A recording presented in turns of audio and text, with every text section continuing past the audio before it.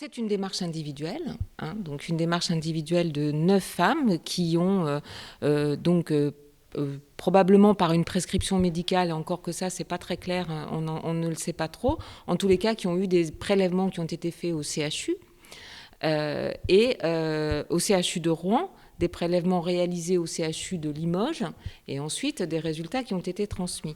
C'est une démarche individuelle, citoyenne, vous avez raison, qui témoigne de l'inquiétude de ces femmes qui allaitent, malgré les recommandations que nous avions données à la suite de l'incendie pour dire qu'il n'y avait pas à ce stade de ce qu'on avait trouvé dans l'air, dans l'eau, dans l'essuie en termes de polluants et notamment en termes d'hydrocarbures, ça n'avait pas de conséquences sur l'allaitement maternel.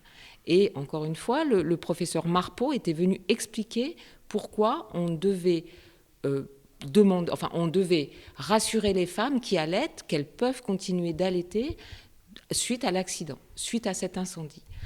Après, cette démarche individuelle, elle a été engagée individuellement. La responsabilité, l'équipe du CHU qui a eu en main ces résultats ne peut donner aucune conclusion de ces résultats. Et ça, c'est clair, c'est-à-dire qu'il ne sait pas dire à ce stade si c'est des résultats de bruit de fond dans le cadre d'une pollution de ville industrielle, ou est-ce que ces résultats sont atypiques. Donc aujourd'hui, les professionnels de toxicologie du CHU n'ont pas les éléments qui leur permettent de conclure.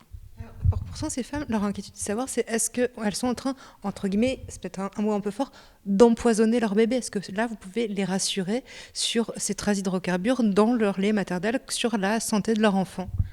Encore une fois, les conséquences en population générale de la pollution sont donc des conséquences qui sont analysées par Santé publique France. Aujourd'hui, moi, je n'ai pas de publication, en tout cas, je n'ai pas connaissance de publication qui permettent de dire que ces résultats ont un impact, enfin, nécessitent qu'on dise à ces femmes d'arrêter d'allaiter. Voilà. Mais vous ne pouvez pas leur dire le contraire non plus. Mais ça veut dire que non, c'est ce qu'on appelle le bénéfice-risque. Il y a un très grand bénéfice pour les femmes à allaiter. Et je donnais l'exemple aussi, par exemple, des femmes qui allaitent et qui continuent de fumer, on ne leur interdit pas d'allaiter.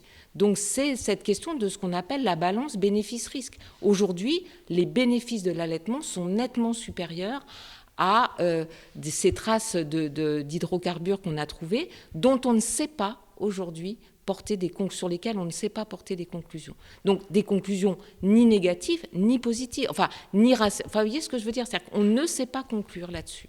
J'ai une dernière question. Vous laissez le CHU mener donc une enquête plus scientifique, entre guillemets. Vous ne trouvez pas que c'est en fait du ressort de l'ARS, de la santé publique, parce qu'en fait que ces traces d'hydrocarbures, soit sur un air pollué ou suite à l'incendie de Lubrizol, c'est quand même un peu dramatique et ça reste de la santé publique.